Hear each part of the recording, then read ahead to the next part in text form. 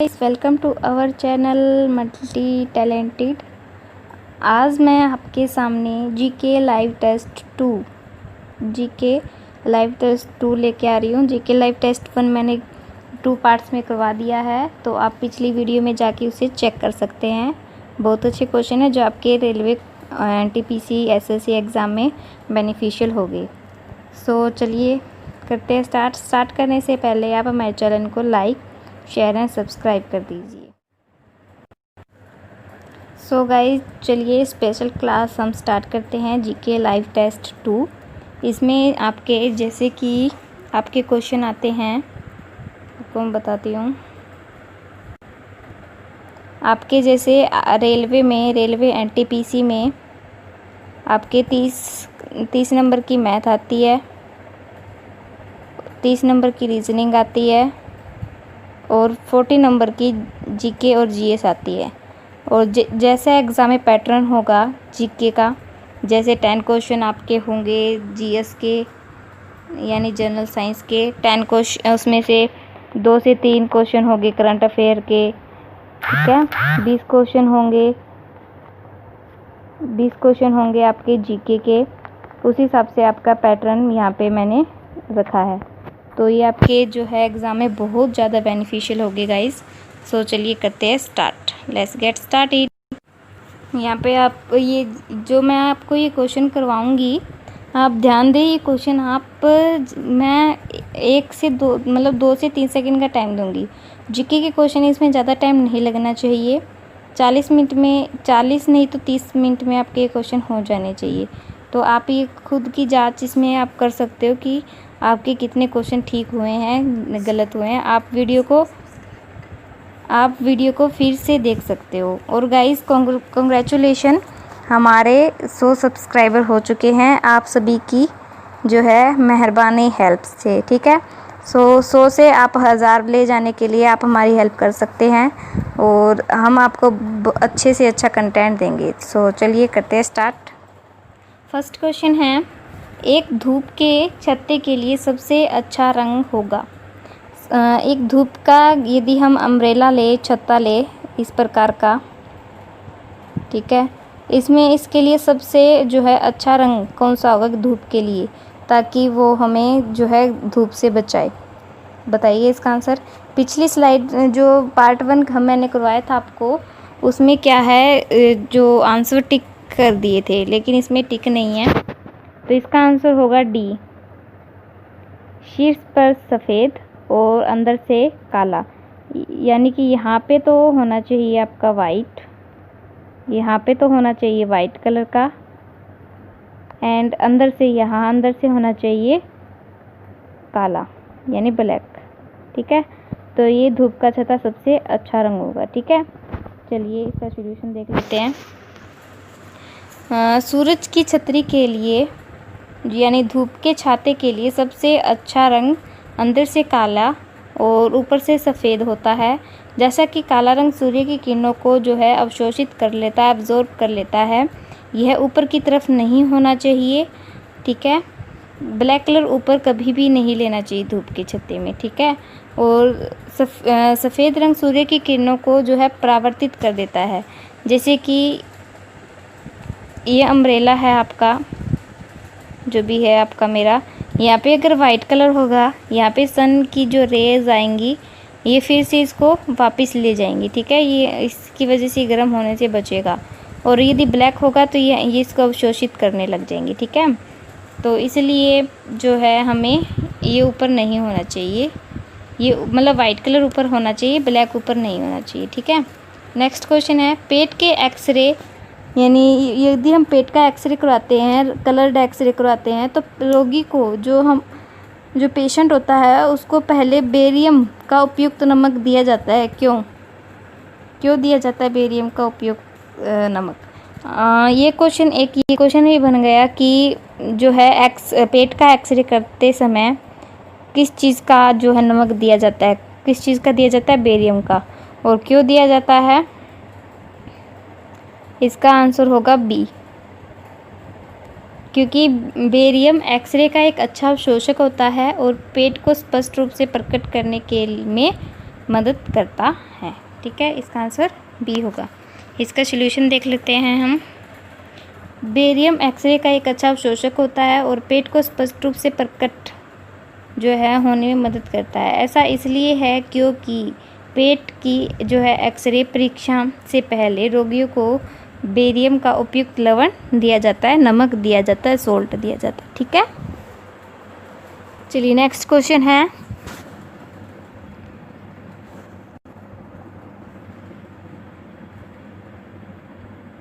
आवर्त सारणी के जो है एक समूह के तत्व जो ग्रुप्स होते हैं उसमें जो इनमें से क्या ठीक है, जो ग्रुप्स होते हैं उनमें से इन चारों ऑप्शन में से कौन सा ऑप्शन ठीक होगा ग्रुप्स के लिए, कि उनकी जो है समान रासायनिक गुण हों, लगातार परमाणु संख्याएं हों, असमभारिक होते हैं, समस्थानिक होते हैं। बताइए,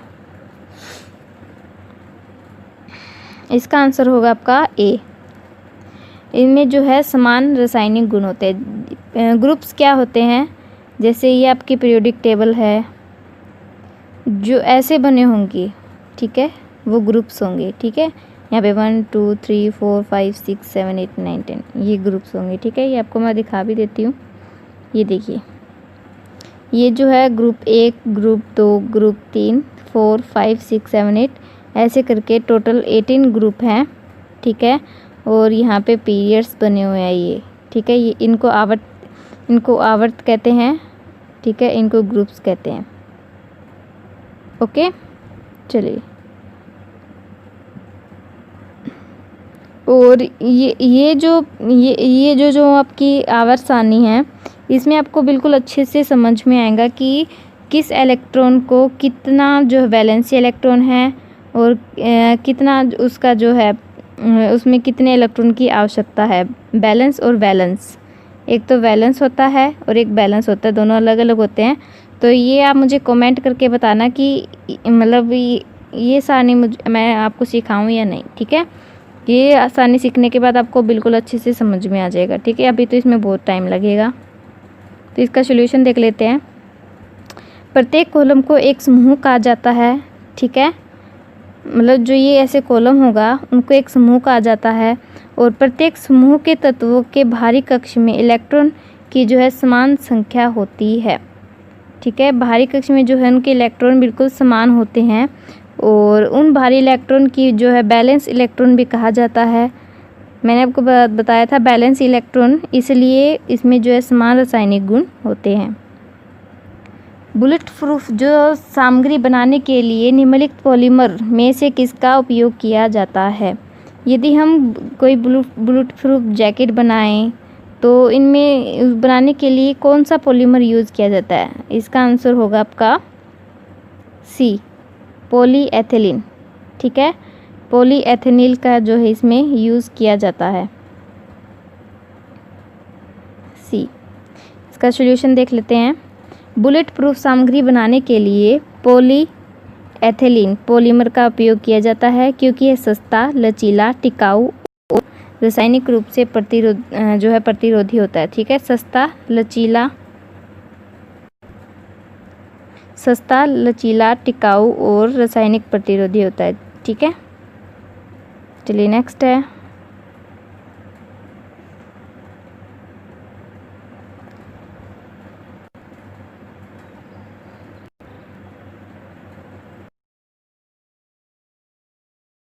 थक्के के लिए आवश्यक है।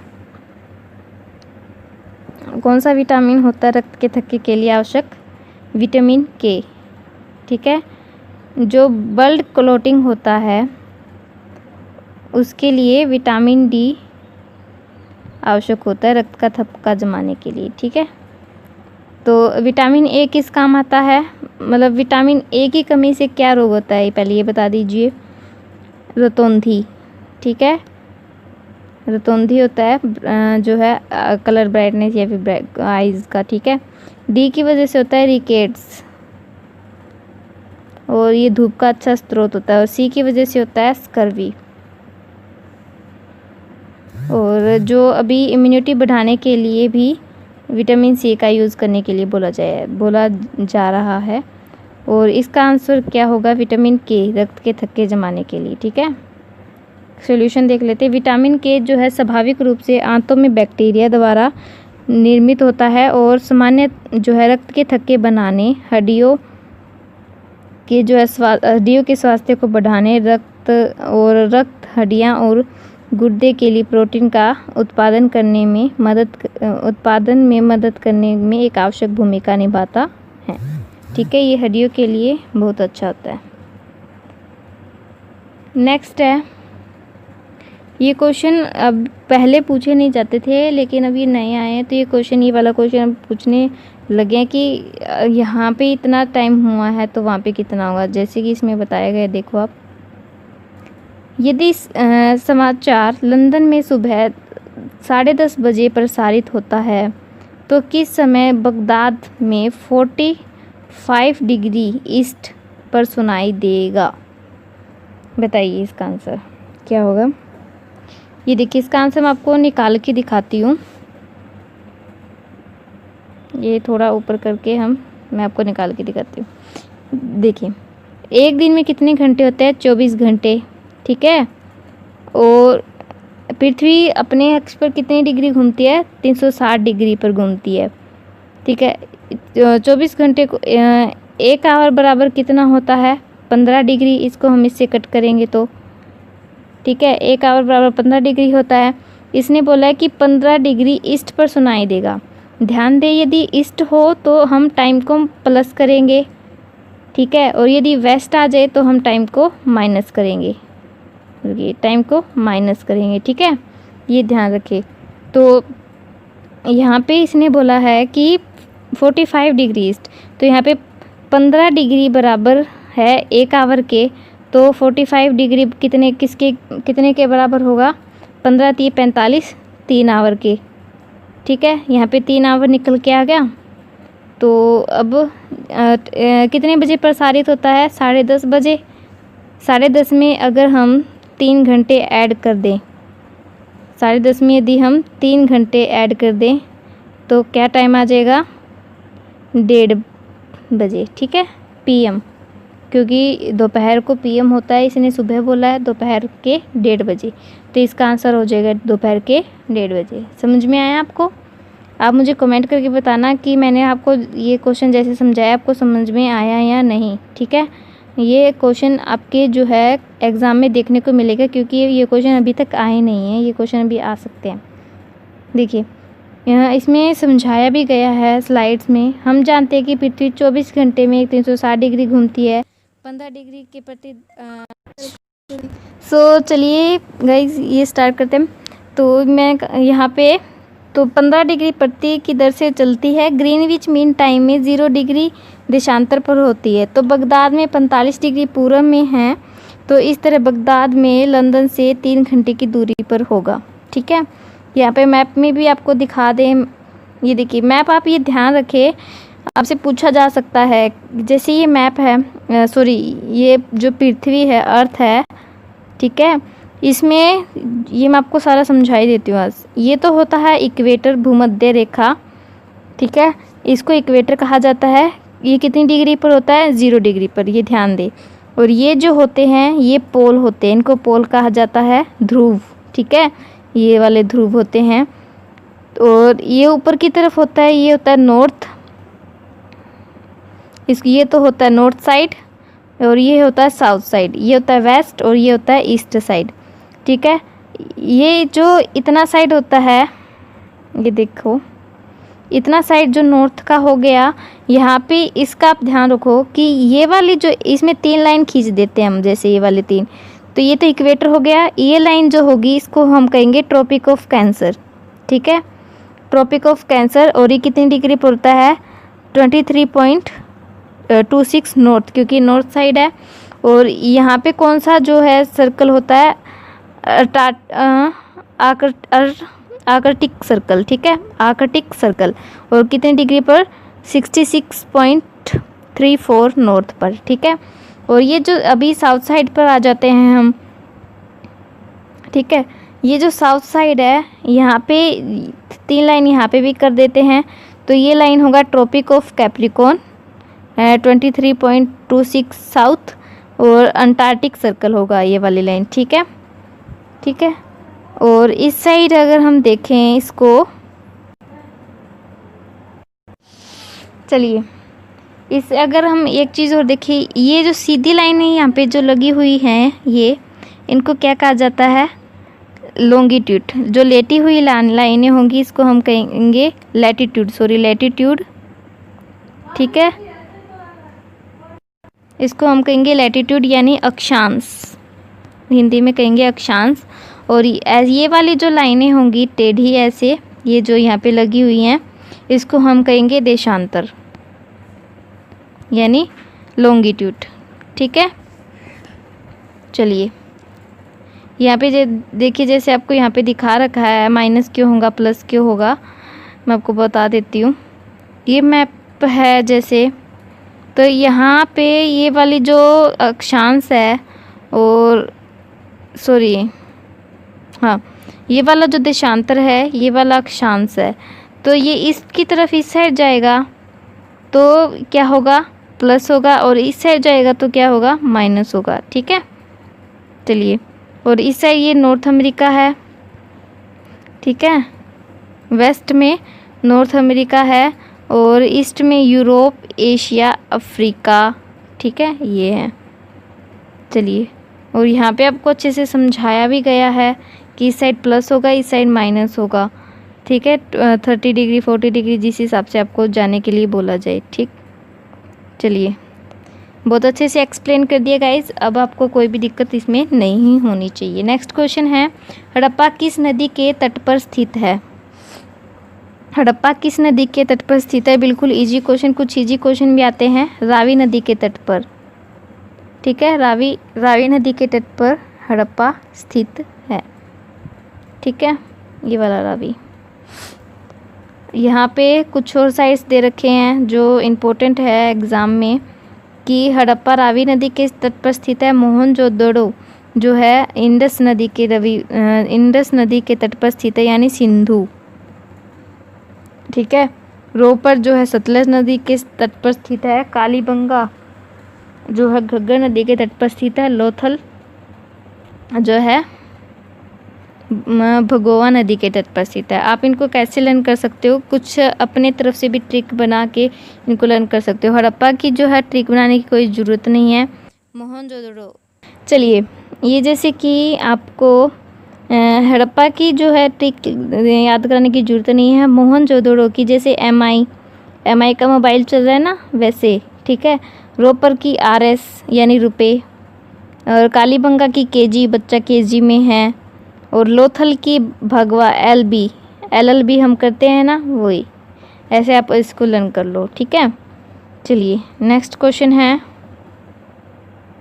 यहाँ पे पूरा जो है कौन सी नदी, कौन सा जो है स्टेट कहाँ पे स्थित है, यहाँ पे सारा दे रखा है। ये रहा हड़प्पा, ये रहा रावी नदी। ठीक है, ये सारी चीज़ें यहाँ पे दे रखे हैं। ठीक है, ये सतलज नदी, ये झेलम, ये इंडस, चेनाब, ये सारी चीज़ें यहाँ पे दे रखी है। ठीक है, धोलावीरा, ये सारी यहाँ पे दे रखी है। चलिए, ये मैप आप देख लेना है, मैं यहाँ पे देख यहाँ पे पूरा मैप को दिखा देती हूँ, स्क्रीनशॉट करके आप इसको जो है देख लेना कौन सी चीज़ कहाँ पे है। ठीक है, स्क्रीनशॉट कर लीजिए। चलिए नेक्स्ट क्वेश्चन है, निम्नलिखित गवर्नर जनरलों में से किसने टीपू सुल्तान के खिलाफ ट्रिपल अलायंस का गठन किया था? किसने ट्रिपल अलायंस का गठन किया था? सबसे पहले आपको बता दूं, जो ये टीपू सुल्तान है, टीपू सुल्तान को जो है मैसूर का किंग कहा जाता था। ठीक है, मैसूर का किंग। ठीक है, और इसने जो है इसमें जो इसका आंसर होगा लॉर्ड कॉर्नवालिस। इसने जो है टीपू सुल्तान के खिलाफ ट्रिपल अलायंस जो है गठन करके मैसूर को जो है अपना करना चाहता। ठीक है, इसका हम सॉल्यूशन देख लेते हैं। ये देखिए यहाँ पे सभी चीज़ दिखा रखी है, आपको अच्छे से एक्सप्लेन करवा रखा है मैंने। जो है निज़ाम और मराठा के साथ गवर्नर जनरल किसके साथ मिलकर? निज़ाम और मराठा के साथ मिलकर गवर्नर जनरल लॉर्ड कॉर्नवालिस ने 1791 से 92 में टीपू सुल्तान के खिलाफ ट्रिपल अलायंस बनवाया था। ठीक है, ये आपके सामने मैप है। यहाँ पे कब ये ट्रिपल अलायंस कब हुआ था? 1791 से 1792 में। और थर्ड एंग्लो मैसूर वॉर भी हुआ था। कब हुआ था? 1789 से 1792। ठीक है, 1792 तक। ठीक है, चलिए नेक्स्ट क्वेश्चन है।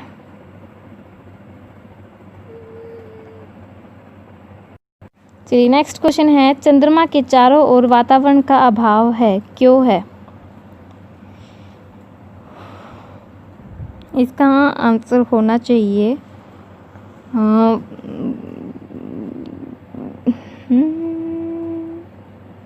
चंद्रमा के चारों ओर जो है एटमॉस्फेयर में वातावरण का जो है अभाव है। क्यों है चंद्रमा के चारों ओर वातावरण का अभाव?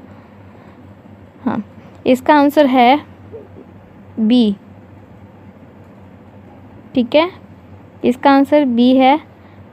वायु अणु का उच्च पलायन वेग, वेलोसिटी तो ज़्यादा होगी और गुरुत्वाकर्षण कम होगा। ठीक है, हम देख लेते हैं सोल्यूशन भी।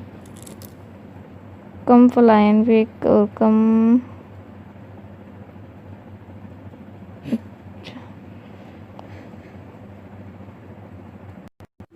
सो गाइस इसका आंसर मिस्टेक गलती से हो गया। इसका आंसर होगा आपका ए।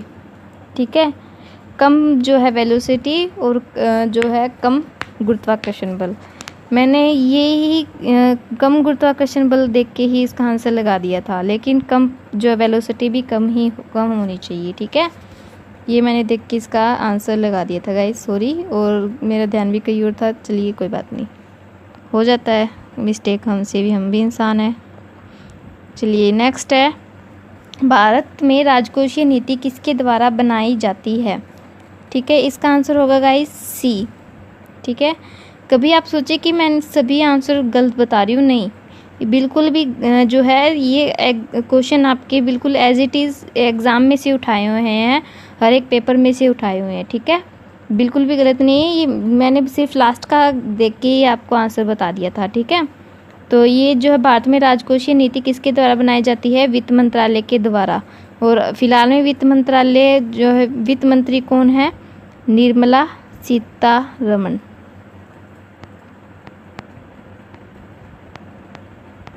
ठीक है, इसका हम सॉल्यूशन देख लेते हैं। राजकोषीय नीति जो है अर्थव्यवस्था को जो प्रभावित करने के लिए सरकारी व्यय राजस्व संग्रह का उपयोग भारत में इसे वित्त मंत्रालय द्वारा तैयार किया जाता है। ठीक है, चलिए नेक्स्ट है,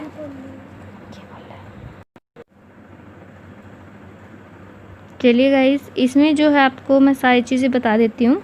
जो ये वित्त मंत्रालय का फ़ोटो है, ऐसा दिखाई देता है वित्त मंत्रालय, और यहाँ पे जो है कैबिनेट मिनिस्टर है निर्मला सीतारमण और डिप्टी मिनिस्टर है अनुराग ठाकुर। ठीक है, नेक्स्ट क्वेश्चन है, SDR यानी स्पेशल ड्राइंग असिस्ट विशेष आहरण अधिकार किससे संबंधित है? किससे संबंधित है गाइज? ये संबंधित है, इसका आंसर होगा डी, अंतर्राष्ट्रीय मुद्रा कोष। ये किससे संबंधित है? अंतर्राष्ट्रीय मुद्रा कोष। ठीक है, चलिए इसका हम सॉल्यूशन देख लेते हैं। विशेष आहरण अधिकार SDR अंतर्राष्ट्रीय मुद्रा कोष द्वारा जो है परिभाषित और रखरखाव के पूरक विदेशी मुद्रा आरक्षित संपत्ति है। ये जो है इसके बारे में अंतर्राष्ट्रीय मुद्रा कोष के बारे में सारी चीज़ें आपको बताई गई हैं। ये जो है इंटरनेशनल जो मॉनेटरी फंड द्वारा तैयार किया जाता है। इसका फाउंडेशन कब हुआ था? 27 दिसंबर 1945 को, 27/12/45 को, 74 साल पहले। ठीक है, हेडक्वार्टर इसका वॉशिंगटन DC यानी US में है। ठीक है, इसका मैनेजिंग डायरेक्टर कौन है? जो है क्रिस्टिना जॉर्जीवा। ठीक है, और चीफ इकोनॉमिस्ट कौन है? गीता गोपीनाथ। और the value of SDR is based on the basket of 5 currencies. इसमें 5 करेंसीज है, कौन कौन सी? द US डॉलर, यूरोप, जो चाइनीज़, और जो है रेमनबी और जापानीज़ येन, ठीक है, और एंड द ब्रिटिश पाउंड। ये 5 करेंसीज में सम्मिलित होती हैं। डॉलर, यूरोप, जो है चाइनीज़ की रेमबिन, जो है रेन मिनबी, ठीक है, और जापानीज़ येन और ब्रिटिश पाउंड, ठीक है। नेक्स्ट देख लेते हैं। ये ध्यान रखिए आप, जो इसका मैनेजिंग डायरेक्टर कौन है? क्रिस्टिना जॉर्जिवा, और चीफ इकोनॉमिस्ट कौन है? गीता गोपीनाथ। ये इम्पोर्टेंट है। ध्रुवों पर 2 लगातार देशांतरों यानी 91 डिग्री ईस्ट और 92 डिग्री ईस्ट के बीच की दूरी होगी। ये आप ध्यान से क्वेश्चन पढ़ें। इसका आंसर मुझे पता है, बहुत सारे बच्चे डी देंगे, मतलब मन में उन्होंने सोच ही लिया होगा ये वीडियो देख रहे हैं वो, लेकिन इसका आंसर 0 आएगा। इसने देशांतर बोला है, न कि अक्षांश बोला है, ठीक है। मैं आपको मैप में समझाती हूँ। ये देखिए, ये जैसे कि मैप है, और देशांतर क्या होते हैं, अक्षांश क्या होते हैं? ये अक्षांश होते हैं, ये देशांतर होते हैं। ये देशांतर जैसे इस साइड ऐसे ऐसे जाएंगे तो ये कम होते जाते हैं, ठीक है। तो इनका जो है पोल पर, ध्रुव पर, ये क्या हो जाते हैं? बिल्कुल आके यहाँ पे बिल्कुल 0 हो गए ना। ये देखिए ऐसे कम होते जा रहे हैं, और यहाँ पे आकर बिल्कुल 0 पे हो रहे हैं। और इक्वेटर, अगर आपको अक्षांश के बारे में पूछा जाता है, अक्षांश तो ऐसे होंगे, ठीक है, अक्षांश तो ऐसे होंगे ना। तो वो देखिए मैं आपको अच्छे से समझा देती हूँ, काटा वीडियो की। देखिए ये तो अक्षांश होते हैं और ये देशांतर होते हैं, ठीक है। देशांतर इसने पोल पे पूछा है, तो पोल तो ये होते हैं, ये वाले। तो पोल पर तो ये बिल्कुल 0 ही हैं, ऐसे ये 0 होते जा रहे हैं ये वाले। और अक्षांश तो ये वाले होते हैं। अक्षांश तो इक्वेटर पर, ध्रुव पर भी 1911 होते हैं, ठीक है। ये आप देख लीजिए यहाँ पे। ध्रुवों पर 2 लगातार देशांतर के बीच की दूरी 0 डिग्री होती है, और देशांतर के 1 डिग्री भूमध्य रेखा पर, इक्वेटर पर पूछा जाता तो 111.32 होता, ठीक है। क्या होता है? 111.32। ये आप ध्यान दें। निम्नलिखित में से कौन सा कथन सही है? कौन सा कथन सही है इसमें से? बी, क्योंकि बिल्कुल साफ पढ़ते ही अगर एक क्वेश्चन पढ़ेंगे कि सभी प्रोटीन एंजाइम होते हैं, बिल्कुल गलत। सभी प्रोटीन एंजाइम नहीं होते, सभी एंजाइम प्रोटीन होते हैं, ठीक है। चलिए, सभी प्रोटीन एंजाइम नहीं होते, सभी एंजाइम प्रोटीन होते हैं। चलिए इसका सलूशन देख लेते हैं हम। एंजाइम प्रोटीन जो है, एंजाइम प्रोटीन होते हैं जो कोशिकाओं यानी जो कैटलिस्ट होते हैं, कोशिकाओं में होने वाले विभिन्न प्रतिक्रियाओं के उत्प्रेरक का काम करते हैं, कैटलिस्ट का काम करते हैं। इसलिए सभी एंजाइम प्रोटीन होते हैं, लेकिन सभी प्रोटीन एंजाइम नहीं होते। राष्ट्रीय महिला आयोग किसके द्वारा बनाया गया था? राष्ट्रीय महिला आयोग किसके द्वारा बनाया गया था? इसका आंसर होगा सी, संसद द्वारा जो एक पारित अधिनियम के तहत जो है राष्ट्रीय महिला आयोग बनाया गया था। ये कोई संविधान का संशोधन नहीं था, केंद्रीय मंत्रिमंडल का निर्णय नहीं था, और भारत के राष्ट्रपति का कोई आदेश नहीं था, ठीक है। ये देख लीजिए, राष्ट्रीय महिला आयोग, ये जो ऐसे ये टैग्स होते हैं, इसका आंसर सी होगा। और महिलाओं के संवैधानिक और जो है कानूनी सुरक्षा उपायों की समीक्षा करने के लिए राष्ट्रीय महिला आयोग कब बनाया गया? 1990 के तहत राष्ट्रीय महिला आयोग की स्थापना जनवरी 1992 में की गई। किसके तहत की गई? 1990 के तहत, ठीक है। और स्थापना कब की गई? ये इसका आएगा 1992 में, ठीक है। किसके तहत? 1990 के तहत। और जो है स्थापना कब की गई? जनवरी 1992 में। सो गाइस, ये आपके जो है लाइव टेस्ट का पार्ट 1 कंप्लीट हुआ है। ये मैंने आपको समथिंग कुछ 20 से 25 क्वेश्चन करवा दिए होंगे, और बाकी के जो बचे हुए 40 क्वेश्चन में से बाकी के जो बच गए क्वेश्चन वो मैं आपको नेक्स्ट पार्ट में करवा दूँगी, ठीक है। सो आप इन क्वेश्चन को अच्छे से दोहरा लीजिएगा गाइस, बिल्कुल आपके एग्ज़ाम में ये बहुत ज़्यादा बेनिफिशियल होंगे। अगर आपको समझ में नहीं आया तो वीडियो आप फिर से एक बार जो देख लीजिएगा, बिल्कुल अच्छे से आपको समझ में आ जाएगा, ठीक है, समझ में आ जाएगा। तो आप हमारे चैनल को गाइस जो है लाइक करते जाना, सब्सक्राइब भी करते जाना, और ये वीडियो आप देखते इसका नेक्स्ट पार्ट आपको नेक्स्ट वीडियो में मिल जाएगा। और इसका जो ये लाइव टेस्ट 2 है, लाइव टेस्ट 1 के 2 पार्ट मैंने आपको करवा दिए, 20 क्वेश्चन करके 40 क्वेश्चन कंप्लीट करवा दिए हैं। तो ये आप फर्स्ट वीडियो में जाके देख लेना, इसका लिंक आपको डिस्क्रिप्शन में मिल जाएगा।